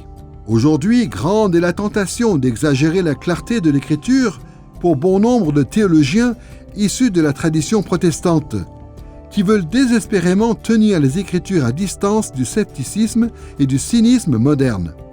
Mais le fait de simplifier à l'excès la clarté de l'Écriture de cette manière ne reflète pas le point de vue réformé sur la clarté de l'Écriture. Comme nous l'avons vu, les premiers réformateurs reconnaissaient que certaines parties de la Bible étaient difficiles, si ce n'est impossible à comprendre. Entre ces deux points de vue extrêmes sur la clarté de l'Écriture, nous trouvons une position qui reconnaît qu'il y a des degrés de clarté dans l'Écriture. Telle est la position adoptée dans la Confession de foi de Westminster, chapitre 1, section 7. Tout dans l'Écriture n'est pas également évident, ni également clair pour tous. Cependant, ce qu'il faut nécessairement reconnaître, croire et observer en vue du salut est si clairement exposé et révélé dans tel ou tel autre passage de l'Écriture que l'ignorant, et pas seulement l'homme cultivé, peut, sans difficulté, en acquérir une compréhension suffisante. Remarquons que, selon cette confession, ce qu'il faut nécessairement reconnaître en vue du salut est clair dans tel ou tel passage. Mais elle reconnaît aussi que les autres choses qui se trouvent dans l'Écriture ne sont pas toutes aussi claires. En d'autres termes, la Bible n'est ni entièrement obscure, ni entièrement claire. Vous vous souvenez peut-être que dans une leçon précédente, nous avons fait la distinction entre les différents niveaux de confiance que nous pouvons avoir en certaines doctrines chrétiennes. Nous avons utilisé un modèle que nous avons appelé cône de certitude. Vers le bas de notre cône de certitude, il y a des convictions auxquelles nous tenons à peine, car notre niveau de confiance est relativement faible. En haut, il y a des convictions fondamentales auxquelles nous tenons fermement. Y renoncer revient à renoncer à la foi chrétienne. Et entre ces deux extrêmes, il y a toutes les autres choses auxquelles nous croyons, avec des niveaux de confiance divers et variés.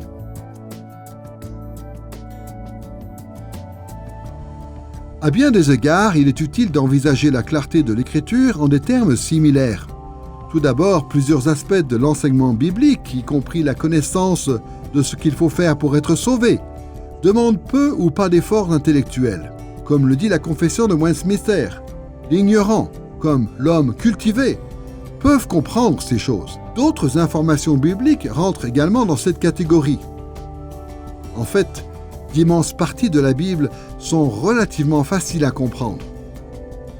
Par exemple, il n'est pas difficile de comprendre que c'est Dieu qui a créé le monde, ou que des hommes comme Abraham, Moïse et David ont existé, ou qu'Israël est allé en Égypte, puis en exil. Le Nouveau Testament enseigne clairement que Jésus a grandi à Nazareth et qu'il y avait des apôtres. Ces faits rapportés dans l'Écriture, et bien d'autres encore, sont tellement clairs qu'il n'y a pas besoin de faire de grands efforts intellectuels ou académiques pour les comprendre. A-t-on besoin de méthodes spéciales pour comprendre les vérités les plus basiques de la Bible? Je crois que la réponse est non, car une grande partie de la Bible est claire.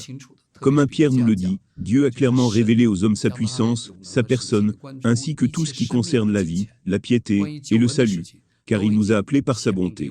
Ou, comme le dit la Confession de foi de Westminster, section 6, tout le conseil de Dieu, c'est-à-dire tout ce qui est nécessaire à la gloire du Seigneur, ainsi qu'au salut, à la foi et à la vie de l'homme, est expressément consigné dans l'Écriture, ou doit en être déduit comme une bonne et nécessaire conséquence.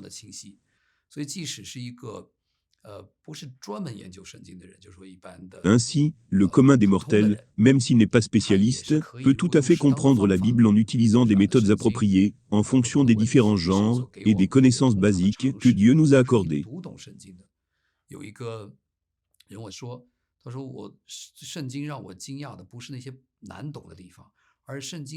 Un jour, quelqu'un a dit que ce qu'il trouvait surprenant dans la Bible, ce ne sont pas les parties difficiles à comprendre, mais les parties très claires et évidentes, proclamant la vérité et le salut, des parties que n'importe qui peut comprendre. C'est ça qui était choquant pour cette personne. Je crois donc que, du moment que quelqu'un sait lire, ou peut écouter quelqu'un qui sait lire, il peut tout à fait comprendre les parties de la Bible qui parlent du salut, les nombreux versets qui parlent du péché des hommes, du salut que Dieu offre en Christ et de son jugement à venir. Ensuite, il y a certains aspects de l'Écriture qui ne peuvent être compris que par ceux qui ont sérieusement étudié des matières comme l'histoire ancienne, la critique textuelle, les langues bibliques, les méthodes interprétatives ou la théologie. Parmi ces matières, on peut considérer que figure notamment l'eschatologie de Paul ou le but historique du livre de la Genèse. Ces aspects de l'écriture, et bien d'autres encore, demandent des efforts intellectuels plus prononcés. Mais en fournissant des efforts suffisants sur le plan académique, beaucoup de choses qui semblent obscures dans un premier temps deviennent plus claires. Enfin, certaines parties de l'écriture semblent rester obscures, quels que soient les efforts que l'on fait pour les comprendre. Certains des exemples les plus évidents de ces dimensions de l'écriture émergent quand on essaie d'harmoniser des passages parallèles comme Samuel, le livre des rois, le livre des chroniques ou les évangiles du Nouveau Testament. Même si de grands progrès ont été faits dans ces domaines, plusieurs problèmes semblent toujours insolubles. Ainsi, quand nous abordons les Écritures, nous devons toujours nous rappeler que certaines dimensions de la Bible sont plus claires que d'autres. C'est seulement en regardant cette réalité en face qu'il est possible de gérer l'autorité de l'Écriture de manière responsable. Il est vrai que chaque partie de l'Écriture fait autorité, c'est indiscutable. Mais à un niveau pratique, il est seulement possible de comprendre et d'utiliser ces directives et son autorité à des degrés différents en fonction de la clarté relative des différentes parties de l'Écriture. Ainsi, pour défendre la tradition de la Réforme de nos jours, nous devons éviter d'adopter les points de vue extrêmes sur la clarté de l'Écriture et affirmer que cette clarté est une question de degrés. En gardant à l'esprit ces perspectives protestantes contemporaines sur l'autorité des Écritures, intéressons-nous maintenant à l'autorité de l'Église dans la théologie d'aujourd'hui. Nous allons encore une fois regarder dans deux directions. Nous allons d'abord voir quel regard les théologiens protestants contemporains sont appelés à porter sur les autorités ecclésiastiques du passé. Nous allons ensuite voir quel regard ils sont appelés à porter sur les autorités protestantes contemporaines. Intéressons-nous tout d'abord à l'autorité de l'Église dans le passé. Comme nous l'avons vu, les premiers protestants avaient compris que le Saint-Esprit avait enseigné à l'Église de nombreuses vérités. Ils ont donc cherché à entretenir un certain respect pour les enseignements des premiers pères de l'Église, les credos et les traditions de longue date. En effet, les premiers protestants acceptaient les enseignements de l'Église en tant que jugement provisoire. Mais en même temps, ils maintenaient un certain équilibre en défendant avec force la suprématie de l'Écriture sur les enseignements de l'Église. Ils s'appuyaient ainsi sur l'Église et construisaient leur théologie sur ces enseignements passés, tout en soumettant ces enseignements à la norme indiscutable de l'Écriture. Malheureusement, les théologiens d'aujourd'hui ont parfois du mal à rester fermement attachés aux deux aspects de cette ancienne tradition protestante. Certains ont un penchant prononcé pour le traditionnalisme, alors que d'autres se tournent vers le biblicisme. Entre ces deux extrêmes, de nombreux théologiens de tradition protestante appliquent le principe de semper reformanda. D'un côté, certains théologiens contemporains tombent dans le piège du traditionnalisme. Par traditionnalisme, nous voulons dire que ces théologiens s'égarent en se rapprochant de pratiques qui ressemblent de près au traditionnalisme du catholicisme romain médiéval. Bien entendu, les théologiens protestants défendent l'autorité de l'Écriture et rejettent les traditions du catholicisme. Mais bien souvent, les traditionnalistes chérissent tellement les anciennes expressions de leur foi que sur un plan pratique, leur analyse du passé s'avère inadéquate. C'est un peu ironique parce qu'en tant que protestants, on conteste l'existence d'un magistère ou d'une tradition ecclésiale qui serait située au même niveau que l'Écriture. Pourtant, en pratique, on affirme aussi l'existence d'un tel magistère. On connaît probablement tous des gens qui insistent sur une confession de foi particulière, la confession de foi belge, le catéchisme d'Heidelberg ou, pour beaucoup d'entre nous, la confession de foi de Westminster. En fait, pour beaucoup d'entre nous, ces confessions ont en quelque sorte la même autorité que la Bible. Et pourtant, dès le premier chapitre de la confession de foi de Westminster, on lit que c'est l'Écriture qui a l'autorité finale sur tous les conciles et sur tous les débats théologiques dans l'Église. La tradition est donc un bon guide, mais c'est un maître épouvantable. On a tous un rôle à jouer dans la mission de Dieu, et on est appelé à incarner l'histoire de l'Écriture de manière unique, en bénéficiant des exemples d'autrui, de l'exemple de la tradition, mais sans être ses esclaves. D'un autre côté, certains théologiens modernes se tournent vers l'autre extrême quand ils parlent des autorités ecclésiastiques passées. Dans le cadre d'une version moderne des Lumières, ils tombent dans le piège de ce qu'on pourrait appeler le biblicisme. Ces théologiens agissent comme si chaque personne devait aborder la Bible et répondre à chaque question théologique sans l'aide de la tradition protestante passée. Au fil des siècles, les réformateurs et les chrétiens ont toujours considéré que les Écritures étaient la source et le témoin de la révélation divine. Mais cela n'a jamais voulu dire que les chrétiens n'ont pas besoin de tradition, ou qu'ils ne s'inscrivent pas dans une tradition particulière eux-mêmes. Ainsi, l'idée selon laquelle le sola scriptura consisterait à rejeter toutes les confessions de foi, sauf sa propre lecture de la Bible, n'est pas du tout ce que les réformateurs croyaient. Et ce n'est d'ailleurs pas une bonne manière de procéder. Fois après fois, les théologiens protestants ont réagi au traditionnalisme en disant par exemple « Peu importe ce que l'Église a dit, tout ce qui m'intéresse, c'est ce que la Bible dit ». Ce genre d'argument va bien au-delà d'une soumission à l'Écriture en tant qu'autorité ultime. Il néglige la sagesse que l'Esprit de Dieu a accordée à l'Église et consiste à dire que seuls les individus ou les groupes qui sont à l'œuvre aujourd'hui font preuve de discernement théologique. Pour prolonger l'esprit de la Réforme aujourd'hui, nous devons réaffirmer le principe de semper reformanda. Nous devons nous efforcer de défendre la suprématie de l'Écriture sans pour autant ignorer l'importance de la tradition réformée. Aujourd'hui, le principe du semper reformanda exige que nous acceptions en tant que jugement provisoire non seulement les écrits des premiers pères de l'Église et des conciles, mais aussi nos propres confessions et nos traditions. Mais ces autorités issues du passé doivent toujours se soumettre à l'enseignement indiscutable de l'Écriture. Pour promouvoir l'esprit de la Réforme aujourd'hui, nous devons apprendre à accorder ce type d'importance aux autorités ecclésiastiques du passé, tout en nous soumettant à l'autorité de l'Écriture.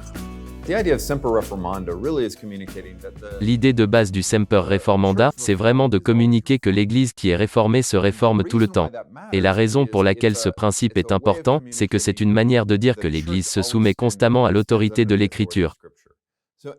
Donc, chaque fois que l'on constate que l'on ne met pas en pratique ce que le témoignage biblique nous appelle à faire dans un domaine de notre vie, on doit être prêt à se réformer. Et donc le principe selon lequel une Église doit toujours être prête à se reformer est important, car ça consiste à dire qu'on se soumet à l'Écriture, et qu'on doit même être prêt à tester notre interprétation de l'Écriture. Mais on ne peut pas se fier à tout et n'importe quoi, à n'importe quel moment.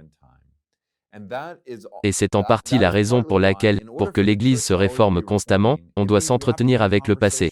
On doit essayer de comprendre ce que les croyants des époques précédentes pensaient. Comment l'Esprit de Dieu a-t-il œuvré dans le passé, pour que tout ce qu'on dit aujourd'hui corresponde à ce que Dieu a toujours enseigné? Et comment ce même Esprit a-t-il guidé son Église au fil des siècles? Pour que l'on soit prêt à se reformer sous l'autorité de l'Écriture, à réformer nos vies, à réformer nos pensées sans jamais lancer une nouvelle religion, car nous sommes la religion du Dieu qui est Père, Fils et Saint-Esprit, et il n'y a rien de nouveau. Maintenant que nous avons considéré l'autorité de l'Église et quelles relations les théologiens protestants d'aujourd'hui doivent entretenir avec les autorités du passé, intéressons-nous à une question tout aussi importante. Que doivent penser les théologiens contemporains des autorités protestantes?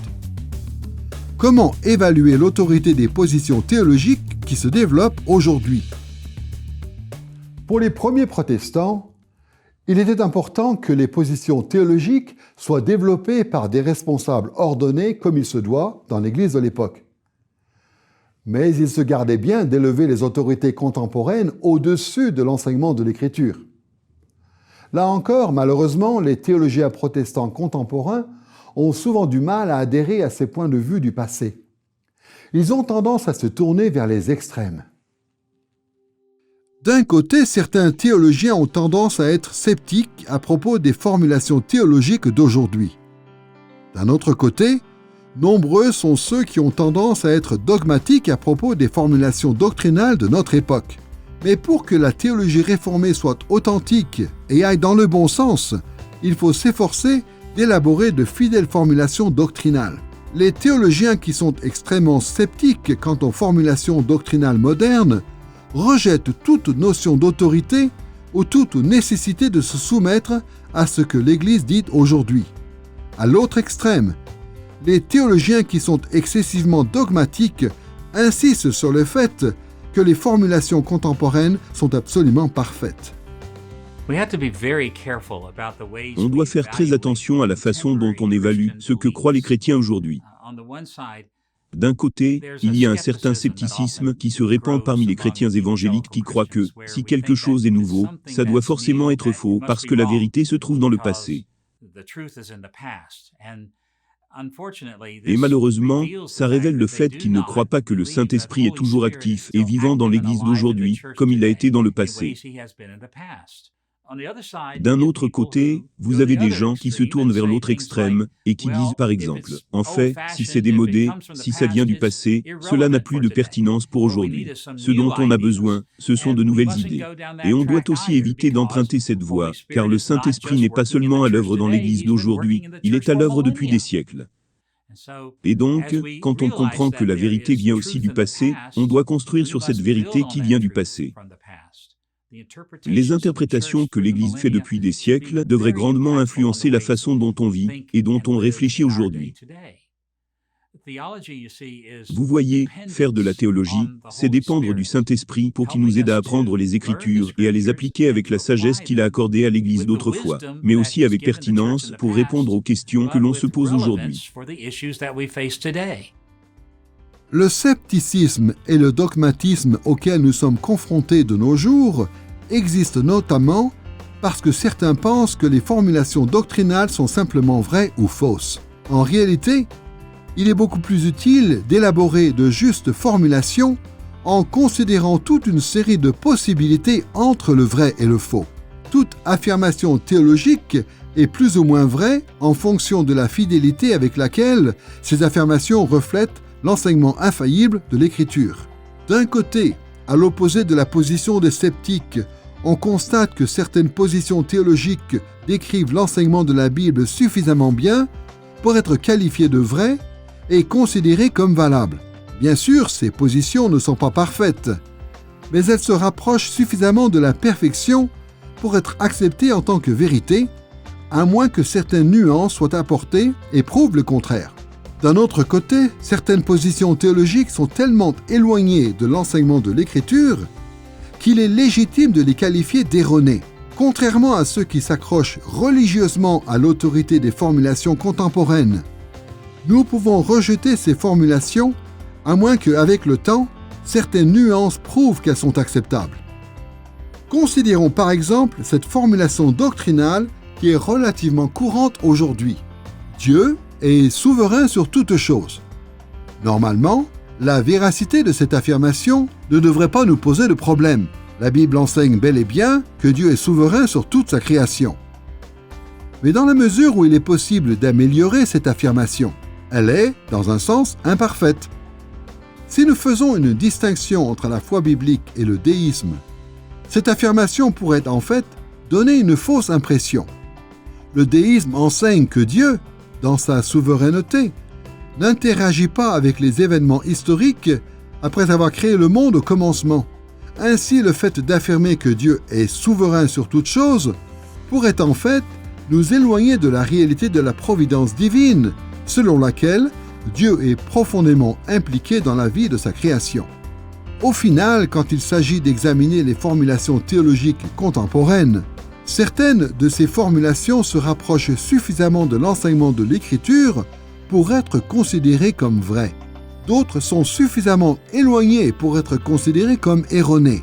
Dans tous les cas, le fait d'être dogmatique et de partir du principe que toutes les formulations contemporaines sont vraies ne présente aucun avantage. Mais le fait d'être sceptique et d'ignorer la valeur de l'autorité contemporaine de l'Église ne sera pas utile non plus. Toute formulation théologique peut être améliorée Mais ce n'est pas parce que ces formulations ont été élaborées aujourd'hui que nous devons les ignorer. Nous ne faisons que rappeler le maxime des premières années de la Réforme. Semper reformanda, ou toujours en train de se réformer, ni plus ni moins. C'est ce que nous voulons dire quand nous affirmons que le but de la théologie protestante contemporaine consiste à élaborer des formulations théologiques fidèles à l'Écriture. Nous utilisons toutes les ressources que Dieu nous a données.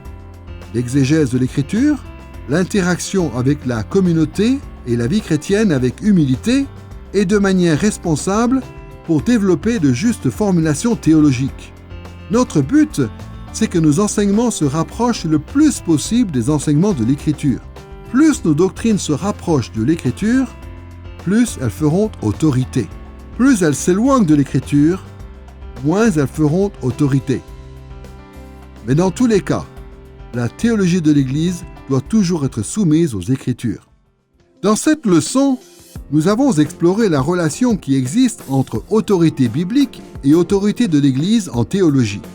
Nous avons considéré un certain nombre de points de vue qui ont été développés à l'époque du catholicisme romain médiéval. Nous avons aussi vu comment le mouvement des premières années de la Réforme a contribué à corriger ces points de vue.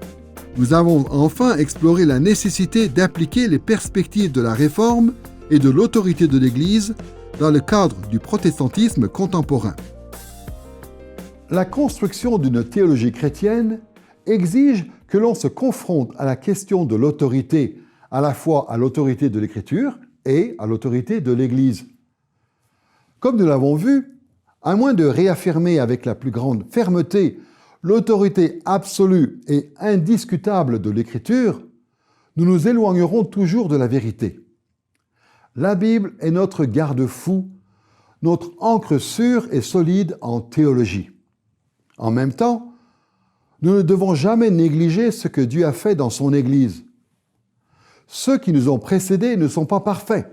Pourtant, même si ce sont des êtres faillibles, Dieu a établi certaines autorités dans l'Église, autorités que nous devons honorer. Si nous gardons à l'esprit ces principes, nous serons en mesure d'éviter de nombreux problèmes qui ont gangréné la théologie chrétienne d'autrefois et d'aujourd'hui. Nous serons en mesure de construire une théologie au service du corps de Christ et à la gloire de Dieu.